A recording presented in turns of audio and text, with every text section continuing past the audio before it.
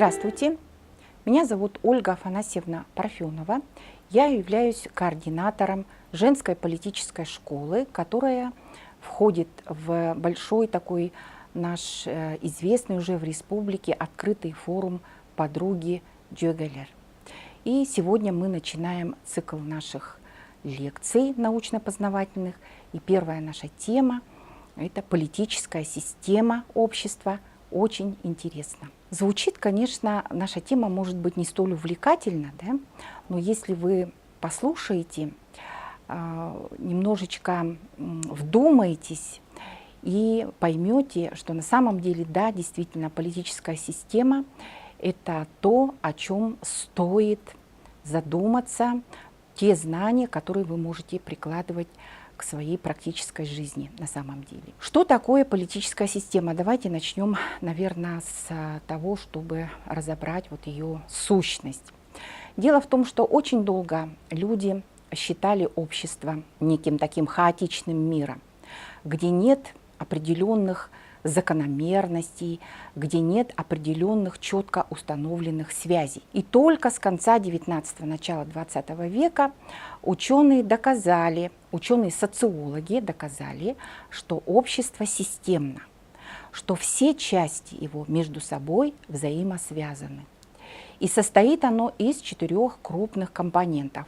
Это, конечно же, экономика, политика, духовная сфера, социальная сфера. И вот мы сегодня с вами будем говорить о политической системе общества, которая является его такой неотъемлемой частью. То есть каждый компонент общества, в свою очередь, тоже является системой. Что мы имеем в виду, когда употребляем термин «система»? Система – это совокупность взаимосвязанных между собой компонентов, элементов, каждый из которых выполняет определенную функцию.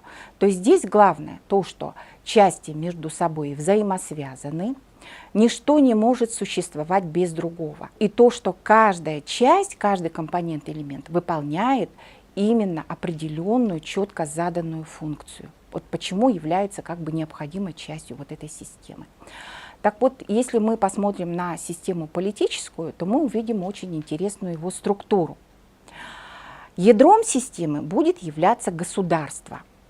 Если вот мы посмотрим наш объективный мир, который вот вокруг нас находится, то обнаружим, что он сплошь состоит из разнообразных систем.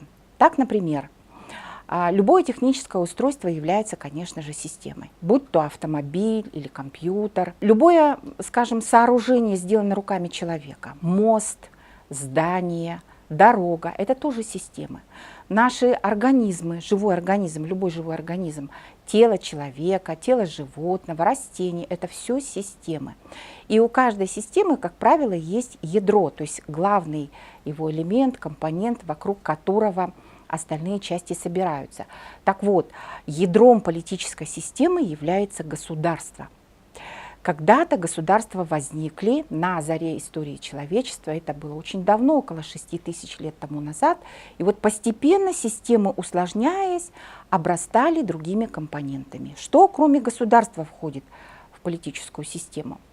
Это, конечно же, политические партии. Они появились позже, намного позже государства. И вначале были устроены достаточно просто, как небольшие такие группы людей, как правило, это были аристократы, которые вели борьбу за власть. Но современные партии сами являются сложными системами, они между собой взаимосвязаны. Каждая партия имеет определенную структуру. И, в общем-то, вся эта система тоже отдельно называется партийной системой. Да? Так вот, партий сегодня очень много. И на самом деле, чем больше партий в стране, тем, наверное, ну не наверное, а точно, действительно, тем система будет ощущать определенную безопасность, потому что смена партий – это гарантия определенной стабильности в обществе. То есть вот какая-то партия пришла к власти, она некоторое время, значит, управляет, в законодательном органе, занимает ключевые посты в исполнительных органах. Затем программа партии исчерпывается, истощается, на смену приходит другая. И вот такой обмен смена партии – это вполне такой, ну, скажем, естественный процесс внутри политической системы. Кроме партии мы включаем, конечно же, другие общественные организации разного рода. Да? Общественные организации, общественно-политические, каковых может быть очень много. Это могут быть общественные организации молодежные, это могут быть общественные организации женские, это профсоюзы, тоже являются своеобразным таким буфером между государством и его окружающей средой. Дальше в политическую систему мы включаем еще средства массовой информации. Причем это могут быть государственные и негосударственные СМИ.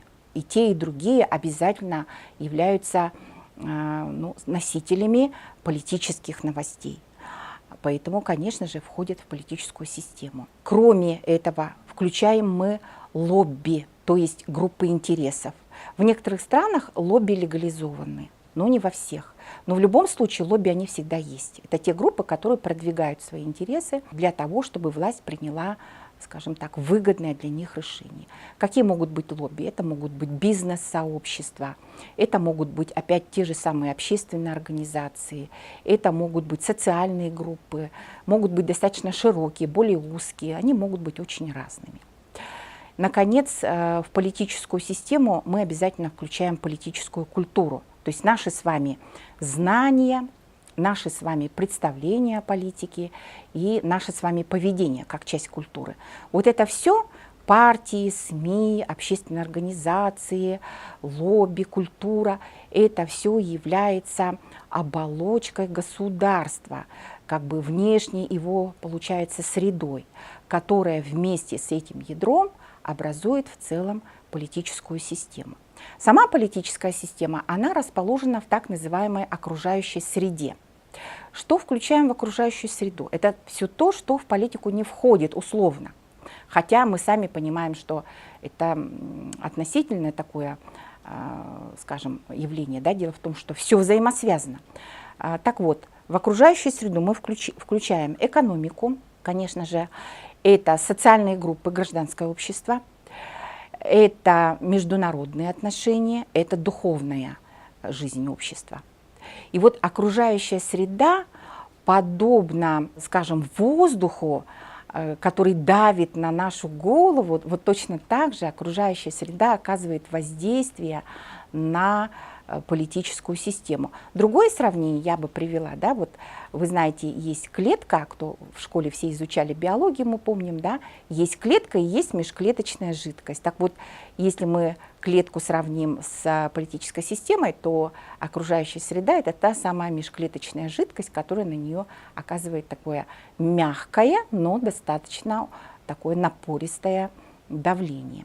Так вот, окружающая среда давит на политическую систему, и между системой и окружающей средой существует определенная связь. Какая она?